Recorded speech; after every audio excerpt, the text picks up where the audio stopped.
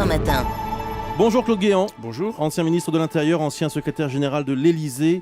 Et je rappelle que vous avez apporté pendant la campagne votre soutien à François Fillon. Bonjour Luc Châtel. Bonjour. Vice-président délégué de l'UMP, député UMP de la Haute-Marne et proche de Jean-François Copé. Je ne sais pas si vous avez déjà eu le temps de voir les unes de la presse.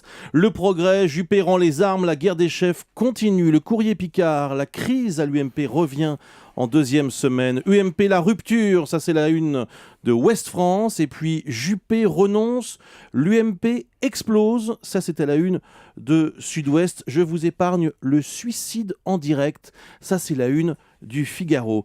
Nicolas Sarkozy doit déjeuner aujourd'hui avec François Fillon. Il vient de rentrer en France après un voyage en Chine. Est-ce qu'il va sauver l'UMP, Claude Guéant? Est-ce que c'est à lui de prendre les choses en main maintenant et j'allais dire de taper du poing sur la table? Je ne sais pas ce que fera Nicolas Sarkozy. Très franchement, je doute qu'il plonge dans la mêlée. Il a un autre statut que celui d'un organisateur de parti aujourd'hui. Mais ce qui est certain, c'est qu'il faut que quelque chose se passe. On ne peut pas continuer ce vertige de chute dans l'abîme. C'est pas possible. Il faut que les choses se redressent, que les responsables se ressaisissent et il faut qu'on trouve une solution. Caroline Roux disait à l'instant qu'on pourrait reprocher, au fond, les militants pourraient reprocher à Nicolas Sarkozy de ne rien faire en tant que figure morale. Bon, il n'est pas exclu que, comme il l'a fait déjà voici 2 jours, il fasse un communiqué pour dire qu'il faut mettre un terme à tout cela, mais je ne pense pas qu'il descende dans la mêlée. En revanche, il faut trouver une solution. Bon, ce qui est en cause, c'est quelque chose d'extrêmement important. Il s'agit aujourd'hui non pas du destin d'un homme ou de l'autre, il s'agit de l'avenir de l'UMP et par conséquent de la capacité de la droite à incarner la résistance à un pouvoir socialiste qui fait beaucoup d'erreurs dans la conduite de notre pays, et il faut incarner aussi l'avenir. C'est ça qui est on va parler dans un instant de l'avenir de l'UMP. Luc Châtel, est-ce que Nicolas Sarkozy doit descendre dans la mêlée, comme le suggérait à l'instant Claude Guéant, je suggérais l'inverse. En l'occurrence, comme il lui suggérait de ne pas le faire? Non, je partage l'avis de Claude Guéant, c'est-à-dire que je ne vois pas très bien Nicolas Sarkozy intervenir maintenant. Il a fait un choix courageux qu'il assume devant les Français, de se mettre en retrait de la vie publique. Je ne le vois pas très bien plonger dans cette affaire. Par contre, ce qui est vrai, c'est qu'il s'informe depuis longtemps, depuis plusieurs semaines, sur le déroulement du scrutin. Il peut écouter, entendre, conseiller les uns et les autres. Oui, je ne le vois pas effectivement replonger dans... Est-ce que vous ne souhaitez pas qu'il intervienne ? Non, mais nous sommes à un stade où, si vous voulez, la décision de Nicolas Sarkozy sera la bonne. C'est-à-dire que moi, j'ai toujours dit Nicolas Sarkozy avait pris une décision courageuse, très digne, et qu'il fallait la respecter et respecter ses choix à venir. Voilà.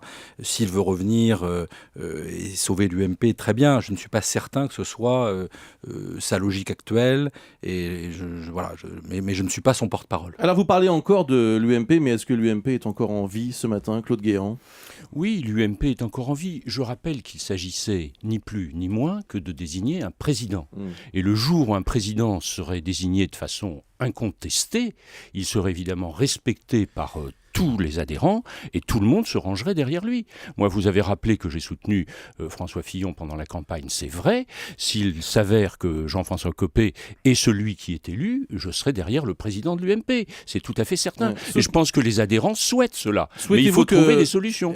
Souhaitez-vous que François Fillon porte l'affaire devant la justice, comme il l'a indiqué hier soir ? Je crois que c'est une extrémité à laquelle il ne faut pas se résoudre, parce que porter l'affaire devant la justice, ça signifie d'abord un combat interne qui se poursuit, et deuxièmement, ça fait des délais qui sont sans doute considérables. Des délais considérables, ça veut dire que le psychodrame que nous vivons et l'inaction, l'impuissance du parti se poursuivraient pendant des mois et des mois. Je crois donc qu'il faut tout de suite trouver des solutions. Il y a des solutions alternatives. Il y avait une solution qui était la médiation Juppé. Pourquoi Jean-François Copé l'a-t-elle refusé, cette solution ? Luc Châtel. Jean-François Copé n'a pas refusé cette médiation.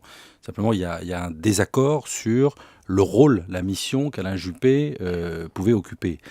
Mais je rebondis sur ce que dit Claude Guéant à l'instant. Je crois qu'effectivement, le recours à la justice, c'est la bombe nucléaire. C'est-à-dire que je ne comprends pas bien. D'abord, c'est un message terrible vis-à-vis de l'extérieur, de fonctionnement d'un parti politique.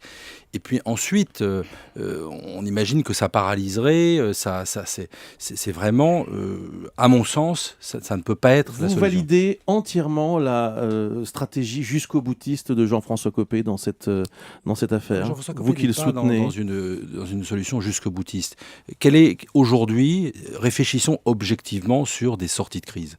comment on peut sortir de cette situation. À mon sens, par 2 moyens. Premièrement, respecter les règles. Vous savez, les statuts de l'UMP, c'est pas Jean-François Copé qui les a inventés. Ils ont été élaborés, c'était Alain Juppé qui était le président de l'UMP. Ils ont été modifiés à plusieurs reprises. On a fait déplacer... François Fillon ne respecte pas les règles, Claude Guéant. Attendez, attendez. juste sur ce point-là, et après je vous laisserai la parole pour le deuxième point. Juste sur ce Mais point-là. laissez-moi terminer, parce que je pense pour le débat... Je vous assure. 2 secondes. Nous avons fait voter nos militants à plusieurs reprises, nous les avons fait déplacer des dimanches matins pour valider nos règles et nos statuts. Donc, première chose pour sortir de la crise, il faut qu'on respecte ces règles, ce règlement interne. Voilà. Deuxièmement, une fois que le nouveau président sera proclamé, il faut prendre une initiative politique. Oui, je crois qu'on ne peut pas en rester là. Laquelle ? Il faut que le nouveau président élu prenne une initiative politique forte. Alors laquelle ? Ça va depuis le rassemblement le plus large autour de lui, la parité dans les fonctions, jusqu'à la consultation des militants. Tendre la main. Je ne ferme aucune porte aujourd'hui. Je pense qu'en tout cas, 1, on respecte les règles. 2, on prend une initiative politique forte parce qu'on ne peut pas continuer comme ça. Claude Guéant, est-ce que ce matin, vous dites au fond à François Fillon, il est peut-être temps d'accepter cette main, de calmer le jeu. Je dis aux deux qu'il faut une solution. Le problème, c'est qu'est-ce que vous dites à François Fillon ? Je dis qu'il n'y a plus de confiance. Et objectivement, il y a des raisons pour qu'il n'y ait pas de confiance dans les instances statutaires, puisque la commission des opérations électorales a proclamé un vainqueur en disant, par communiqué, 48 heures plus tard, qu'elle avait effectivement oublié de décompter 3 départements, c'est-à-dire 1304 voix exactement, et que sans doute, si elle avait compté ces résultats des 3 départements, le résultat était inversé. Alors il y a un problème. Il y a par conséquent un problème avec la commission des recours. Moi je crois que la situation est telle qu'il faut absolument trouver une solution. Alors j'en ai 2 qui sont alternatives. Allez-y. La première, c'est que puisque la commission de recours ne suscite pas la confiance entre les candidats, eh bien on la remplace par une instance indépendante, par exemple un groupe d'anciens magistrats qui, de façon complètement objective, indépendamment de toute considération politique, examineront les résultats et diront les résultats. Et la deuxième solution, c'est de revoter. 2 solutions proposées par Claude Guéant. Qu'est-ce que vous en pensez d'un mot ?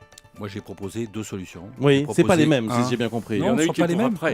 Ce ne sont pas les mêmes, mais on a le droit de discuter, de se respecter. Nous avons été dans le même gouvernement avec Claude Guéant. Vous avez été tous les 2 ministres dans la même équipe. Vous allez retravailler ensemble tous les 2 ? Mais bien sûr. Oui. On travaillera ensemble. Claude Guéant, aucun souci. Luc a dit quelque chose à l'instant d'extrêmement important. Il a dit respect. Il faut effectivement respecter la droite et il faut respecter les adhérents de l'UMP. Merci à tous les 2. Respect, c'est le mot qu'on retiendra peut-être de cette interview, même si les circonstances semblent montrer autre chose parfois et surtout des désaccords. Merci beaucoup à Luc Châtel et à Claude Guéant d'avoir été avec nous ce matin sur Europe 1. Dans un instant, Anne Roumanoff.